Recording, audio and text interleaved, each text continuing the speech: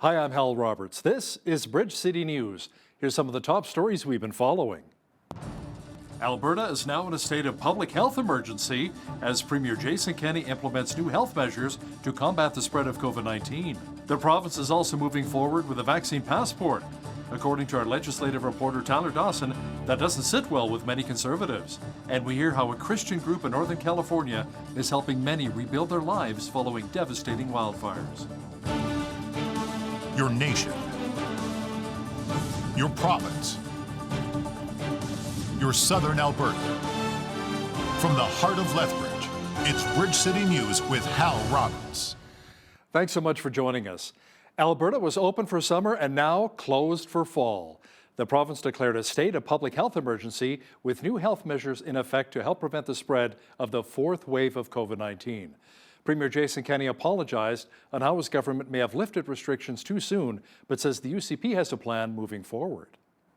Based on our analysis of other jurisdictions around the world with similar rates of vaccination, we believed that we could prudently move away from addressing COVID as a pandemic and towards an endemic.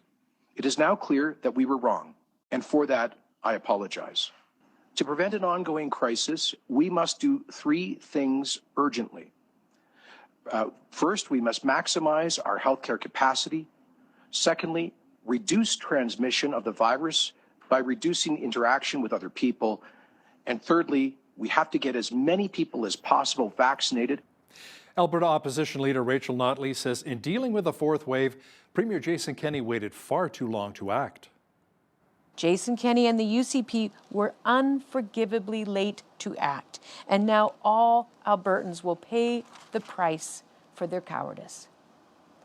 Once again, those Albertans who did the right thing and got their shot will be punished for the failures of this UCP government to show up to work and do its job.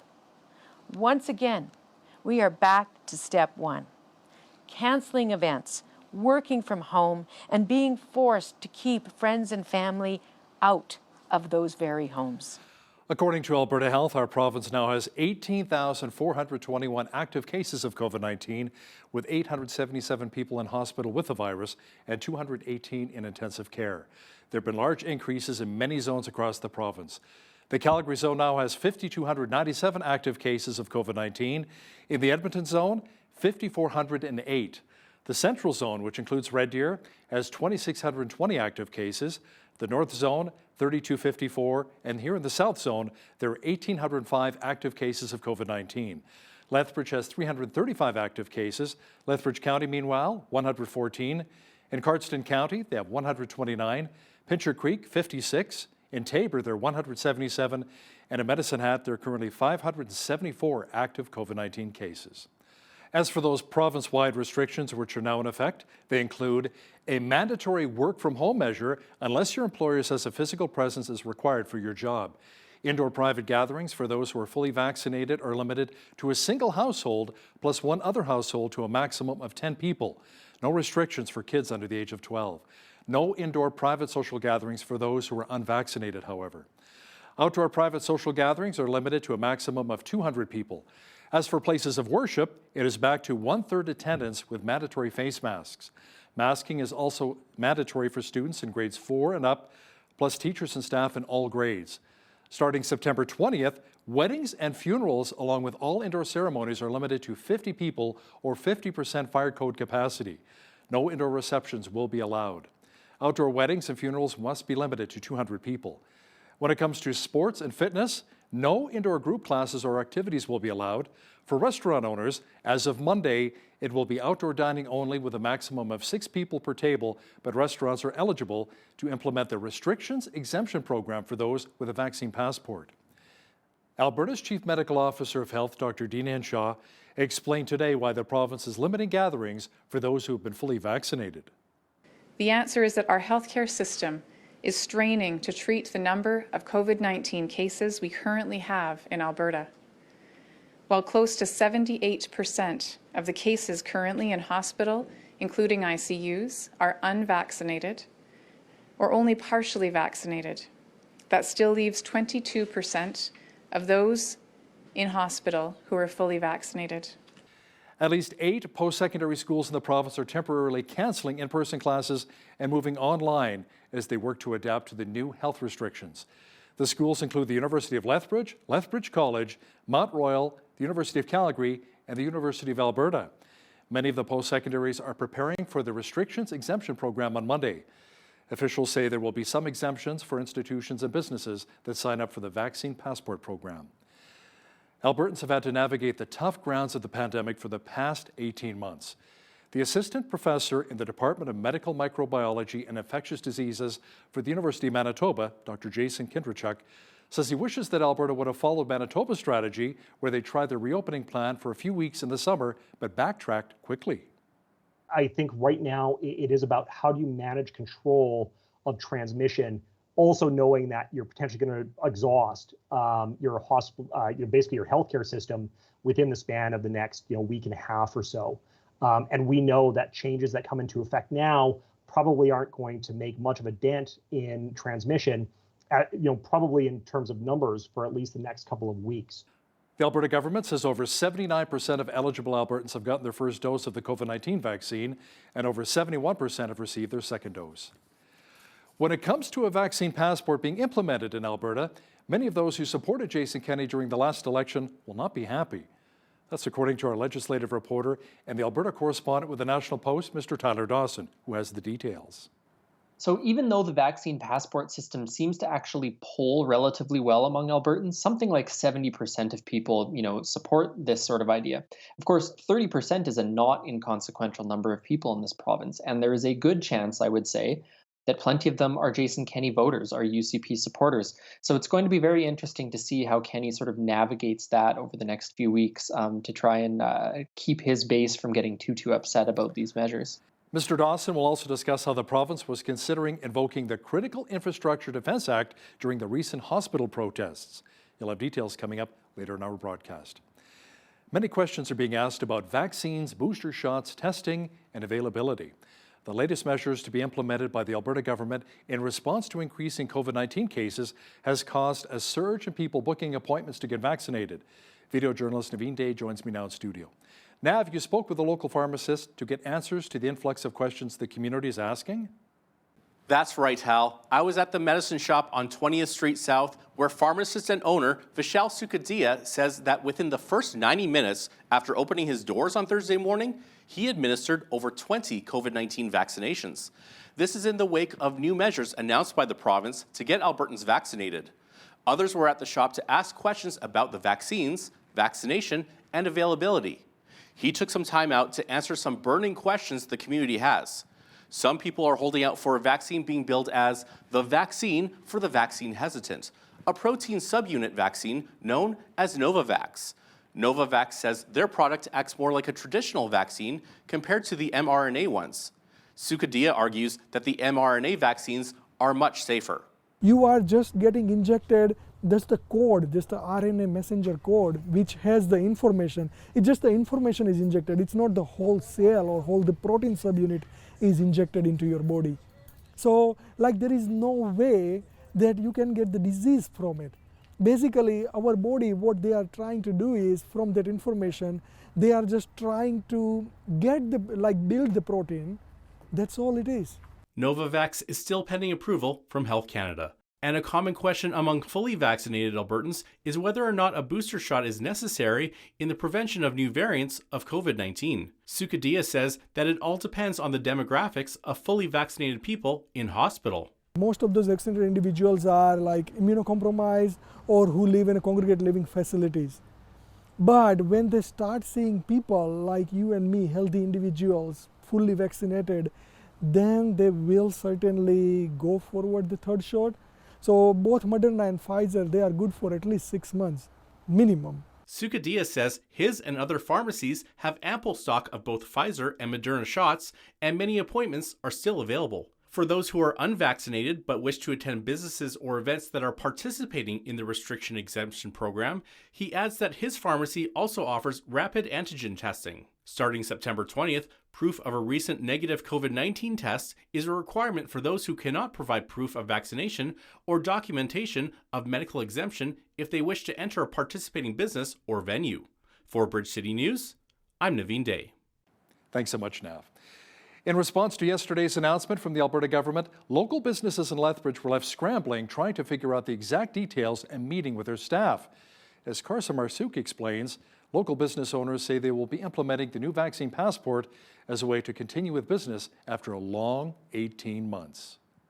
Starting September 20th, businesses in Alberta will need to abide by the new COVID-19 restrictions announced by the Alberta government, or they can choose to use the restrictions exemption program where they will be required to ask customers for proof of vaccination upon entry. Local businesses that we talked to in Lethbridge say they will be adopting the new passport as a way to continue to bring in revenue. The narrative that we're getting right now is business owners are a little bit thankful that they can at least still operate to some capacity. You know, it's not a complete halt to operations as it has been in the past. With the new passport announced, Lethbridge Chamber of Commerce CEO Cindy Voss says lots of questions are still up in the air as to how it'll work. It puts a lot of pressure on business.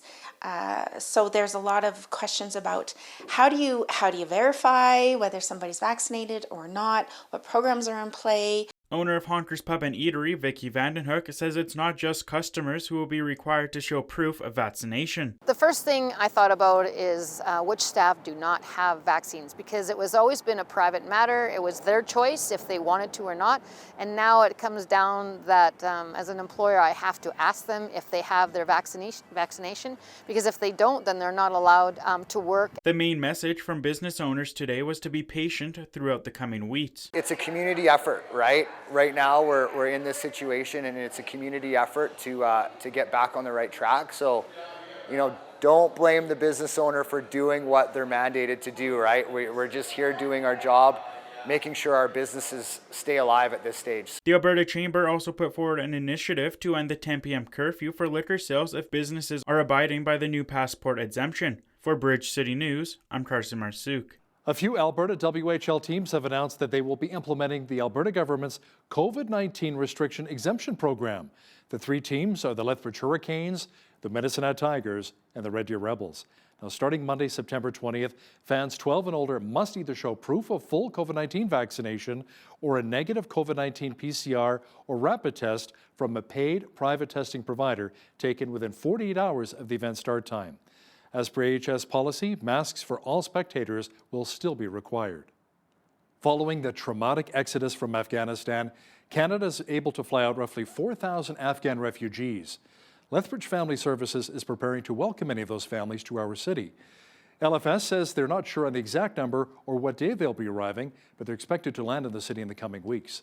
The manager of settlement with LFS, Savannah Prosu, says the refugees will be put into temporary housing before finding a permanent home. The work really begins once they land here and once they're on the ground with us. And then we're able to assess and see from their perspective what they would like their settlement to look like in Canada. You know, these are independent individuals, so we respect their right to choose the place that they want to live in and to guide us and how we can help them settle into the community. So based on what they ask us and what they say, then we help them find suitable housing. We help them get connected with schools or other community services that are appropriate to their family situation. Lethbridge Family Services has received a number of inquiries from community members asking for ways they can help. If you want to help out, contact Lethbridge Family Services through their website. An Indigenous student from the University of Lethbridge has designed a t-shirt that is now the theme for National Day for Truth and Reconciliation on September 30th. As Micah Quinn explains, the student has a personal connection to residential schools within her family, and this day hits pretty close to home. So this is the design that I created for the U of L. Shatea Holysinger is a Bachelor of Fine Arts student at the U of L and is majoring in the Arts Studio program. The National Day for Truth and Reconciliation falls on the same time as Orange Shirt Day this year, and Holysinger says the recent discoveries of unmarked graves at residential schools across the country triggered memories of stories she heard from her own mother about the schools. I had an idea and I understood where the root of her pain came from and why things were the way they were in my family. And when I seen these like missing children and their unmarked graves like being recovered, like it definitely did like struck a chord in me, and it reminded me that, you know, these stories, they have been told and they have been they've been told for a long, long time, but now they're only being noticed and in the public eye because of physical evidence. Holy Singer says the t-shirt design represents the symbolism on the university's stoles with the Inukshuk, the Métis symbol, buffalo, and the feather. And I wanted to incorporate those 4 symbols into the t-shirt in order to help exemplify what it means to be an Indigenous student. And as you're walking the stage with these stoles, you're helping other Indigenous students realize that they can achieve the same thing too. You can purchase one of Holy Singer's shirts at the University of Lethbridge bookstore, and a portion of the proceeds will go towards Indigenous student activities at the university. For Bridge City News, I'm Micah Quinn. Canada's 3 major party leaders spoke about making life more affordable for all of us. The country's headline inflation figure registered at the annual increase of 4.1% in August, fueled by rising demand as some parts of the economy reopened. We have several policies in our recovery plan to get prices and bills down for Canadians. We're going to have more competition, to have more choice in wireless, to have lower internet and wireless bills. We're going to take on price fixing in some of the large players in grocery to have a downward pressure on bills. We're going to give a break for the GST in December that will give people a bit of a break after a tough 18 months and help bricks and mortar buildings as well. And we have a plan to get Mr. Trudeau's spending under control. Our country and our world is bouncing back, coming roaring back in Canada's place from an extreme crisis of this pandemic that has caused a lot of disruption and, yes, is increasing prices. And we recognize that families are concerned about affordability. But that's exactly why our focus has been on being there to support families, because making sure that small businesses and families and workers and seniors are supported through this pandemic and into the future is the best way to ensure a strong economic recovery. We are concerned with inflation, and we know that's a concern that's on a lot of folks' minds. And one of the major drivers of inflation is housing prices. And we know that that's something that makes life harder for people. So we've got a plan to tackle that. When the analysis was done around inflation, one of the primary drivers is the fact that the cost of owning a home keeps on going up and people's wages haven't. So it's getting harder and harder for people. We can fix this. There are solutions. There are ways for us to tackle the housing crisis, and we're committed to doing that. After pressure washing fire retardant off of homes in Northern California following the Dixie Fire, Samaritan's Purse volunteers have been leading people to Christ. The teams are now preparing to sift through ashes to help so many recover cherished items from grieving homeowners. I'm Leroy Wentz. I'm a program manager with Samaritan's Purse.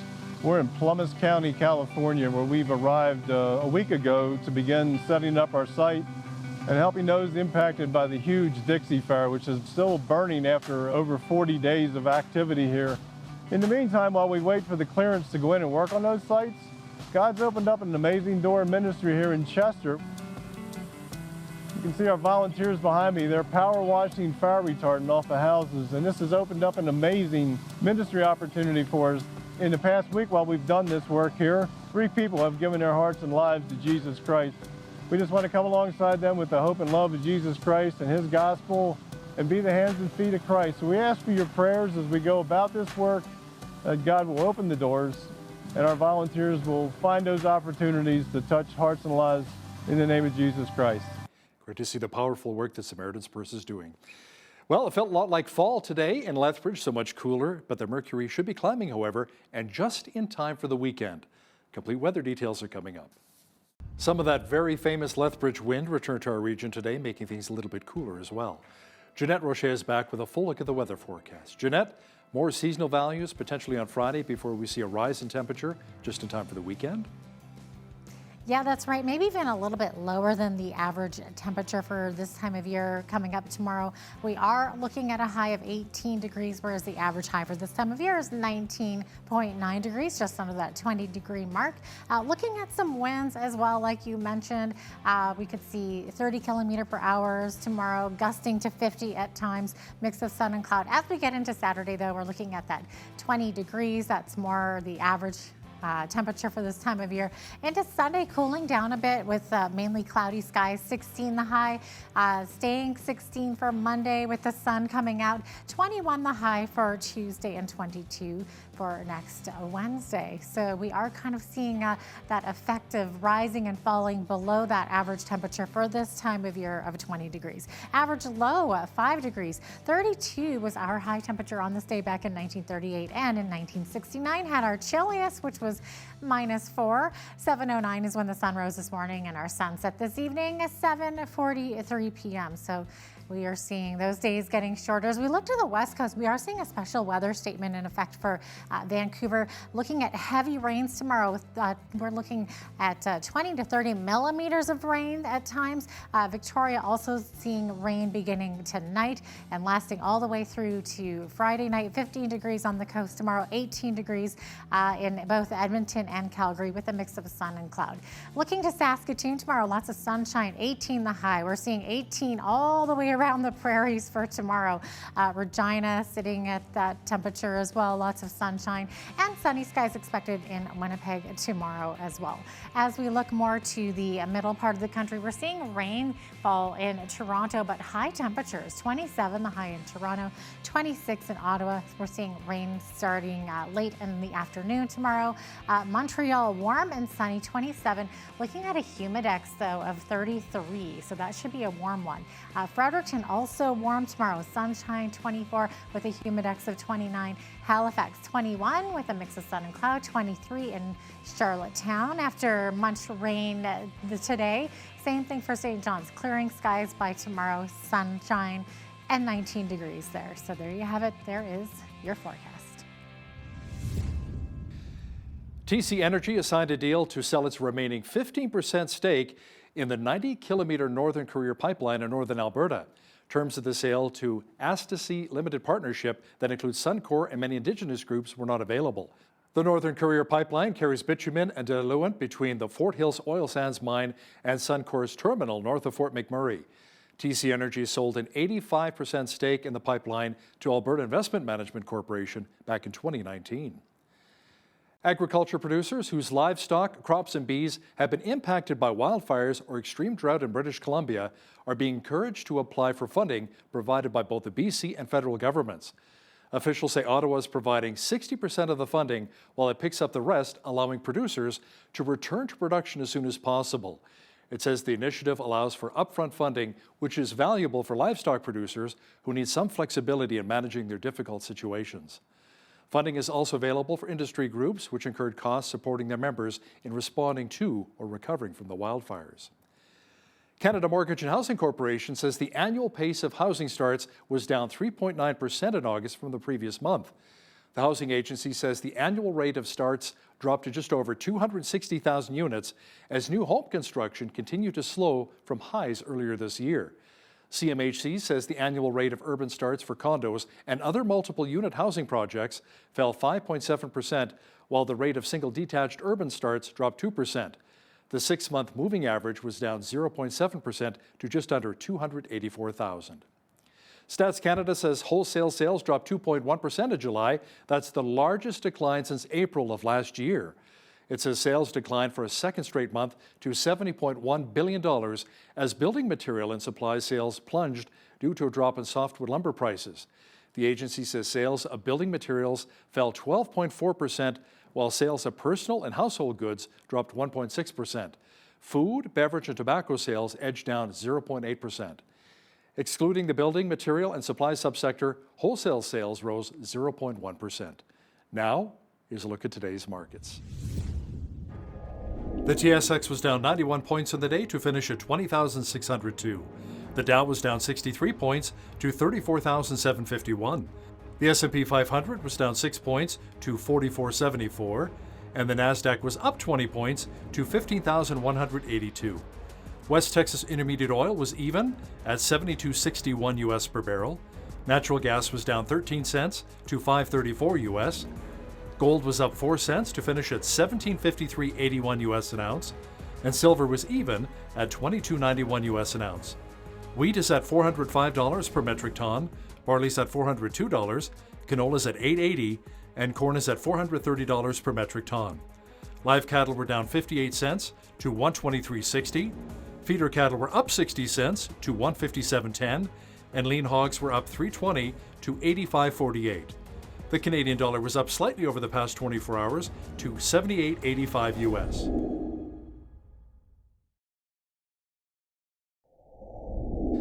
Recapping one of our top stories this hour, Alberta was open for summer but now closed for the fall. The province declared a state of public health emergency with new health measures in effect to help prevent the spread of the fourth wave of COVID-19. Some of the health measures include mandatory work from home measures, places of worship back to 1/3 capacity, and mandatory masking for students in grades 4 and up. On Monday, restaurants will have to go back to outdoor dining with a maximum of 6 per table, but restaurants are also eligible to implement the restrictions exemption program for those with a vaccine passport. Weddings and funerals are back to a limit of 50 attendees indoors. Outdoors, the limit will be 200. Vaccine passports are now a reality, and the idea does not sit well with the UCP base. That's according to our legislative reporter, Tyler Dawson. We'll have details for us in just a moment. The government of Alberta reacted to calls for new COVID-19 restrictions. There have been a number of calls for a vaccine passport, and the province announced paper to help facilitate such a system. To discuss this in more detail is our legislative reporter and the Alberta correspondent with the National Post, Tyler Dawson. Now, Tyler, the NDP is demanding that the legislature be recalled to debate further policy proposals. If there's been one theme of the past few weeks of Alberta politics, it's been, almost exclusively COVID-19 stuff.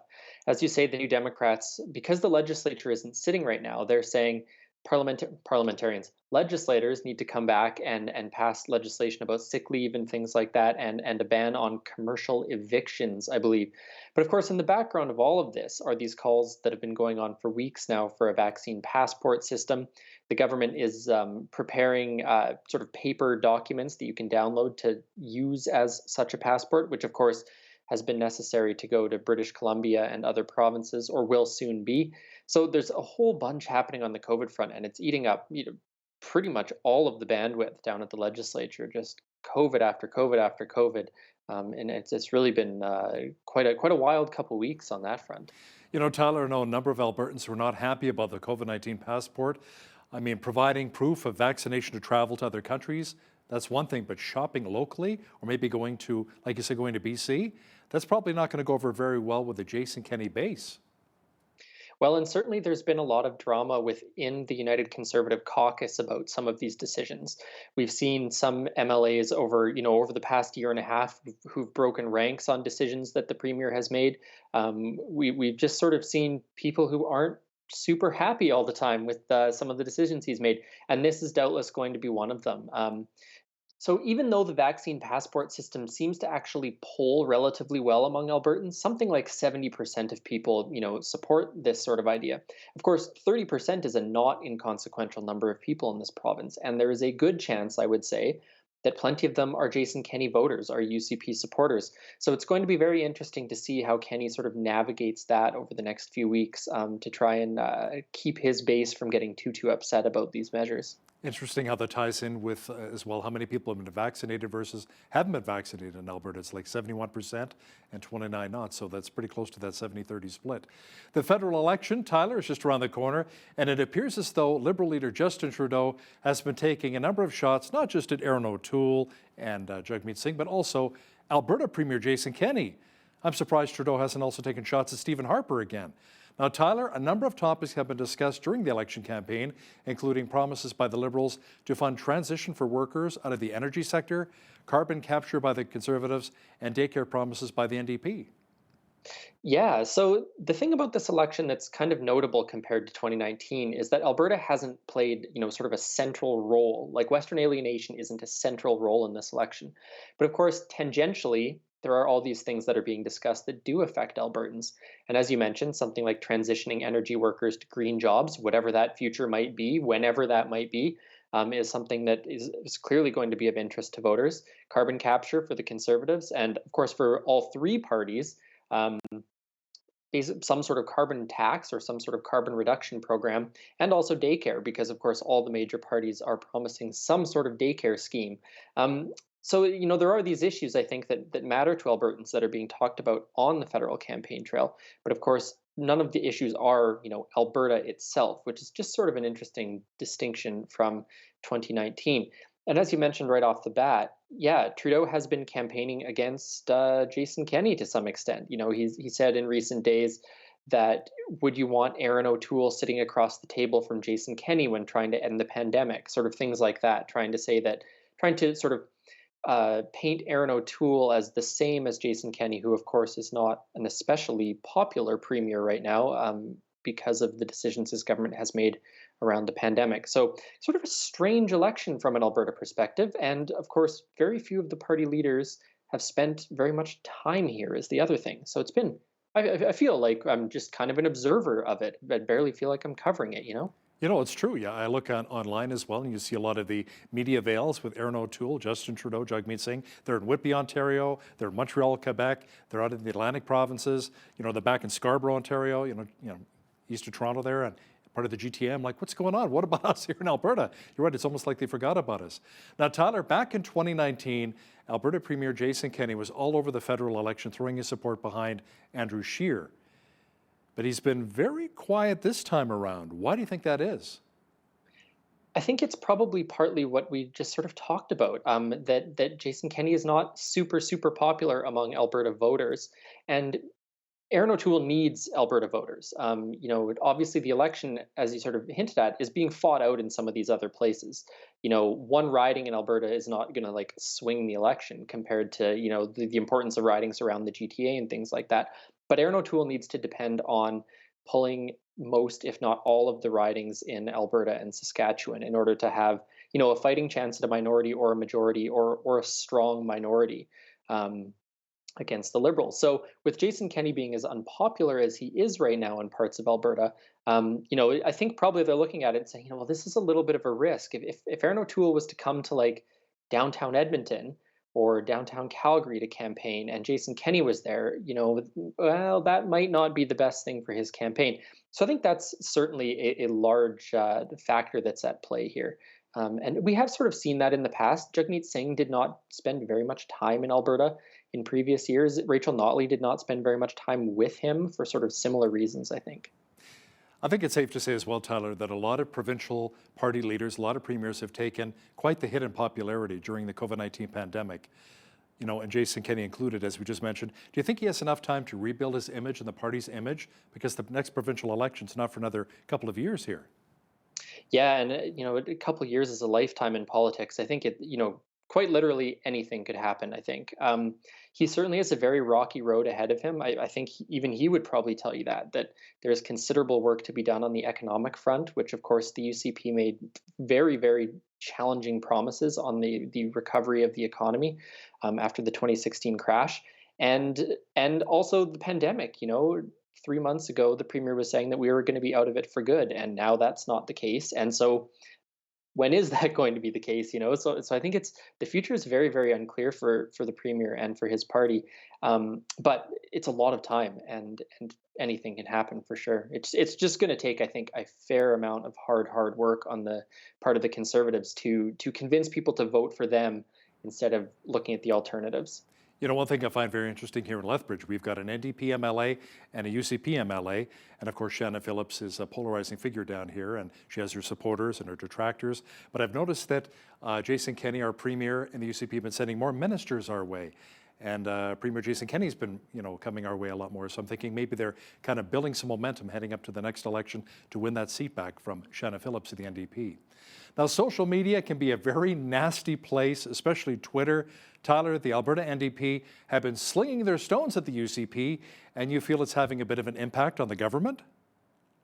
Well, I think what the NDP has been very successfully doing the last couple weeks is being very, very relentless on the files that they care about. They've been relentless when it comes to talking about coal expansion in the Rockies. They've been relentless when it comes to the pandemic. And of course, the legislature isn't sitting right now, so they have no outlet for any of this stuff, and all the reporters are paying attention to the federal election, so they can't just call press conferences here and there and have everyone expect to pay attention. So it has been quite a dramatic, let's say, a couple weeks on social media where the NDP is really getting their shots in, really, really making the issues that they care about something that you can't avoid on social media. So, whatever else one might say about it, they've had a very, very successful, let's say, month in opposition. And just really, really driving the narrative around some of the COVID-19 measures and things like that. And it's sort of the classic thing you say about communications. If you don't tell your story, someone else will tell it for you. And the UCP very much found that out the hard way over the past few weeks. And whether you like the NDP or not, I think it's impossible to deny that they've had a very, very successful run the last few weeks, politically speaking. Tyler, there were a number of protests outside of healthcare facilities, including hospitals this week. They were condemned by many, including Premier Jason Kenney and Justice Minister Casey Medew. Even the Alberta Party chimed in. Now, there was talk that the government would invoke the Critical Infrastructure Defence Act. Can you explain what that is? Right. So this is that piece of legislation that was passed basically to stop protests and blockades of things like roadways, pipelines. It was basically, when the pipeline sort of debates and anger and frustration were at their highest when the UCP first came into power. They passed this law that would sort of give police more powers to sort of break up these demonstrations. Now, so there was some question going into these protests about whether or not they would apply, because hospitals, I don't believe, were sort of specifically spelled out as critical infrastructure in the act. But as it turns out, blocking a highway, it doesn't mean you need to be blocking Highway 2. You can also be blocking, the avenue that runs by the Royal Alex Hospital in downtown Edmonton. So there was talk that might be invoked, and there were certainly plenty of calls on social media from opposition politicians for the police to put a stop to these things, before they really got started. And then I'm not totally sure if you guys had one down in Lethbridge or what it looked like, but the one here in Edmonton was fairly inconsequential, frankly. Yeah, no, we definitely had a protest in front of the Chinook Regional Hospital as well. Now, Tyler, the draft school curriculum also remains a contentious issue. There was even a recent protest at the legislature. Some believe the curriculum does not accurately represent history and really downplays Indigenous issues. Tell me more. That's right. So, one of these issues that has been going on, it's got to be a year probably now since we first started talking about this. And there's still a diehard core of people who care very, very strongly about this. And a couple hundred of them were at the legislature on the weekend protesting against it. And of course, as you mentioned, the curriculum has been very controversial, and it has even led to some criticism from within Premier Jason Kenney's own caucus, who have said, look, this curriculum is so unpopular, so few schools are even testing it this year. How are you even getting, a proper testing and feedback on this curriculum? And the suggestion from internal critics and external critics, of course, is that they should go back to the drawing board and redo the whole thing. It's just sort of a background simmering issue that the UCP is dealing with that has made them unpopular among some parent groups, teachers associations, things of that sort. But clearly still motivating people to come out to the legislature and protest, which is no small thing, I would say. Now, we talk a lot about the UCP and the provincial NDP, but what about some of the other parties too, like the Alberta Party and the Liberals? What's the latest from those two parties? Are they making any inroads here in the province? Well, it's a good question. And, I don't think there has been polling recently that sort of looks at some of the support that these folks might have. They're really hamstrung, I think, by the fact that they don't have very significant representation, either in the legislature or in terms of leaders. For example, we talked, I think, the last time about how the Alberta Party just got a new leader, the former mayor of Brooks, Alberta, I think. So I would imagine now that some of those things are happening, that there will be more attention paid to them. But, the sort of, it's like watching, Godzilla and King Kong fight across the city. And, these other parties are they're sort of the firefighters going around trying to spray down the fires or something like that. It's not a great metaphor, but I think that's really, the fight between the UCP and the NDP has just taken up so much bandwidth and has been so dramatic over the past year that these guys are just struggling to, squeeze in a little bit of attention here and there. Solid reference, though, with King Kong and Godzilla. You really took me back to my childhood, so thanks for that. I appreciate it. He's the Alberta correspondent with the National Post and our legislative reporter, Tyler Dawson. Thanks for your time, Tyler.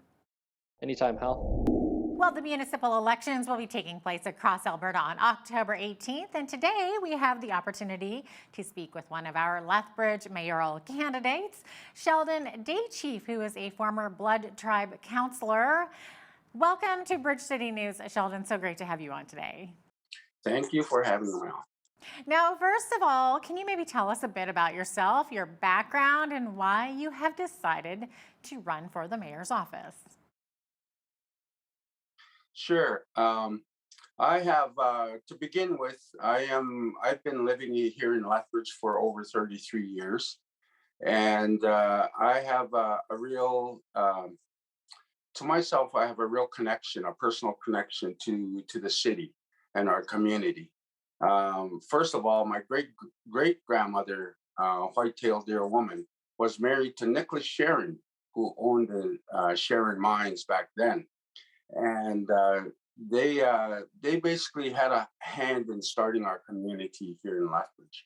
Back then, it was called Coal Banks, and she left after Nicholas Sharon drowned in the Oman River back in 1892. So, but that was basically her legacy, and so that's a real personal connection to me. Also, just making my home here in Lethbridge for the past over 33 years, I've had a lot of personal friends and family that have moved into the city. So I've raised my children around the area as well. So it's got me to the point where I was very concerned where we were going in the direction that we are currently on with the city right now. Uh, not to mention the crime wave that is rising continuously. But our standard of living here in the city of Lethbridge has really declined. Um, in my personal opinion, it's because we've never had a real interaction with our current and probably the past city council or city mayor for the past two terms. And it gets to the point where you wonder where you're going when you're not being notified or being told which direction or what direction or what decisions that they're making in regards to the city and its safe and um, its safety and everything. So that's what really kind of drove me into running for mayor. I've worked with various different organizations in uh, community planning and stuff like that, especially when I was in council back in 2008. I took the initiative to really promote the safety and healthy and well-being of our community. So that's my personal reason why I'm running for mayor. That's interesting, your background and also your connection with Nicholas Sharon, which of course is a well-known name here in the community as well. It's quite interesting. Now, Sheldon, you believe that our current city council is too divisive. Is that what you were saying? So how would you go about changing that? How would you bring people together when there are clearly differing opinions? Well, first of all, I believe in holding people accountable and responsible for what they're doing, because being an elected official, you have certain conduct, code of ethics that you need to follow. And you have a huge responsibility, not to yourself, not to your personal opinions or your choices. You're at that time when you're making decisions for the city or for a large body of people, you have to put those personal, uh, you know, opinions aside and whatnot, so that you can make decisions as a whole for the best interests of your constituents. And so, as a mayor, I would definitely be holding people to accountable with their code of ethics and their code of conducts, and make them more accountable and transparent to the citizens of Lethbridge. And if they're still in a divisive mood or divisive action, I would definitely call them out and have them answer to the people to why they are holding themselves divisive from the rest of the group. Because in regards to my plan that I'm proposing to the city, I'm trying to bring the community together. And when I say the community, I mean everybody that is, that stays within the city of Lethbridge. Because I feel that only together that we can move and create a safer and healthier community. So do you feel that City Council doesn't listen very well then to its constituents? What kinds of changes would you put in place to give Lethbridge residents a more effective voice, if that's the case? Well, I don't think. Well, yeah, that's part of the reasons why I think it's the citizens of Lethbridge are kind of in the awe of what's going on all around us. First of all, City Council right now are not basically conversing or connecting with their constituents at all. There's no accountability. There's no information coming out from the leadership level to the community, so that the community knows what's going on. And I'll use the safe consumption site. When that was being brought into the city of Lethbridge, there should have been more consultation within the community, and especially with the businesses surrounding that center, how it was going to affect them. So there was poor planning, poor consultation, and it was done really without input from the community. So when you have situations like that are like a project like that that's going to affect the community as much as it did, and it created a real wedge between groups and stuff like that. There's got to be a lot of consultation going on and a lot more planning. You cannot just plop something in there without support planning it. How they're going to help the addicted to to come off of those opioids. Safe consumption site, to me, can save lives, and it did. But how do you transition out of that addiction? There was no support programs. Yeah, no, I was just gonna ask, do you believe that we need to set up another SCS in the city, or are there better solutions? Well, I believe that's only one small portion of what people need that are addicted on opioids. That's only one small portion of it. If you're going to implement a program or a service such as that, there's definitely have to have planning that's going to have support programs for these individuals that are utilizing that site, so that they can have the counseling, so that they can have the treatment, so that they can have an avenue, so that they can get themselves off of those opioids. And where I'm coming in from is the plan that I'm using right now, or proposing to the city of Lethbridge, is that the city of Lethbridge has the support programs already. They have the budgets already to operate and to provide those services. Now, what we need to do is to streamline those services and get those services support programs together, so that we can all work together for the safety and well-being, not only of the person that's addicted to the opioids or whatever, but the city of Lethbridge as well. So if you're going to do that, you got to do it right. You can't just have a safe consumption site and think that's going to fix it all, because it won't. We've already saw what happened to it. So. Now, Sheldon, as an Indigenous person, what would you like to see happen in our city when it comes to reconciliation? Well, I've been very active in our community in regards to that, and I started with my introduction into this interview. I love teaching, and I love children. I like working with children, and the more I teach about our culture, the understanding and the respect, and really just the amazement of that I see of children. There's more of that comradeship or partnership that is growing every year that I do it.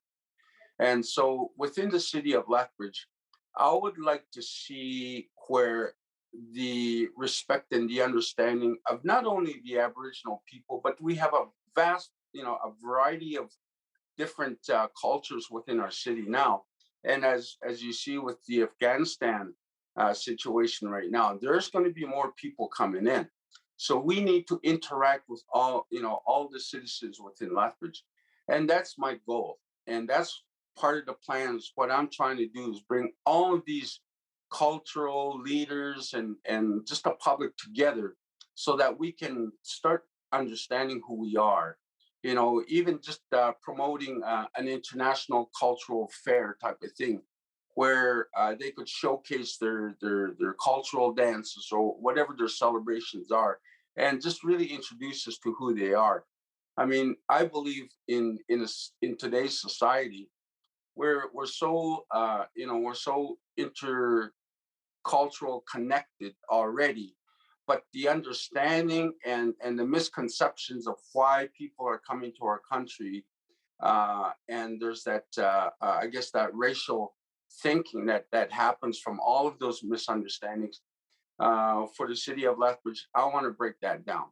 I want to bring people together, and I want people to understand each other and get Okay. to know who their neighbors are. So Yeah, interesting. That's a good idea. Now, Sheldon, let me jump into something else really quick here, kind of on the same topic a little bit with misunderstandings. But you got into a number of confrontations on your LinkedIn account calling people racist. Can you maybe explain what transpired there really quickly? well, I'm a boarding school survivor, and I saw a lot of things. I witnessed a lot of things, and I went through some personal things as well. And when my emotions were tapped into that, I my emotions took over, and calling people out. Maybe I did it in the wrong way, but I wanted to call people out so that they can look at themselves and look at their comments and why they were asking those kind of questions and why they were responding to Mr. Or um, Yasmin Singh the way they were, and I guess it just kind of drove me over, over to that side of me, and I'm only human, and I'm full of emotions. I'm passionate what I do and what I talk about, and try to get the education. And sometimes people are so set in their ways, it's like having blinders on them that they don't want to see what else is around them. And for over how many years that we've been living side by side, and we as First Nations people, we've learned everything that we need to know about your culture, about your people, about your society. But how many of you can say that you know about us or speak our language as well as we speak yours? So it got emotional for me and stuff like that. And I, after thinking about it, and and some of the things what I said, I mean, I apologize for it, but like I said, I'm only human. And when the residential school issue all came out with the 250 from Kamloopa, it's something that I've been walking around with. I knew the Yeah, truth that was going to it struck happen. a nerve for sure. That these it struck a Yeah, nerve, yeah. real, yeah, it did. And so, I responded, and maybe not in the best way, but I'm only human. Thanks for sharing that. Absolutely. Thank you for kind of diving into that a little bit. So it looks like we are about out of time. We're so thankful that you were able to speak with us today. But really quick and wrapping up, what would you say to viewers? Why should they vote for you on October 18th? Well, to the people of city of Lethbridge, we all want change. I guess to begin with, ask yourself what that change you want to be. What's the change you want to be? And are you happy with the current direction that the city of Lethbridge is on right now? And that has been for the last probably 8, maybe 12 years. And, and just, look at the other candidates, not only the mayoral, but the council candidates as well. I would suggest, in my opinion, to vote for those people that are talking the same language. Because once they are talking the same language, people are handing out campaign pamphlets. They are talking to individuals out there. So you, as citizens of Lethbridge, can hold your elected officials to what they are saying today. If they are speaking one way and they change when they come into a city council, as we've seen certain individuals that are currently in council right now, I guess it really does fall back onto us on what we do to try and hold those people accountable. So in my humble opinion, I do ask the city of Lethbridge, think about what that change you want to make it happen. Because at the end of the day, it's going to be your elected officials that are going to be making those decisions for our community. And what I am presenting is a substantial and concrete plan that can happen. And if I can put myself out there, I will say, and I'll follow the presidential promises that Biden made, but there is a reality that I can bring forth a team within the first 100 days that will spearhead this movement that I'm talking about, the strategic plan. Because it's not only dealing with our safety, well-being, it's also going to deal with our economic rebuilding as well for the city.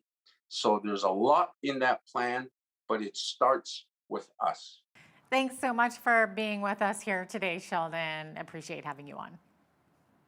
Thanks. I'm Jeanette Roche on behalf of all of us here at Bridge City News. Thanks for watching.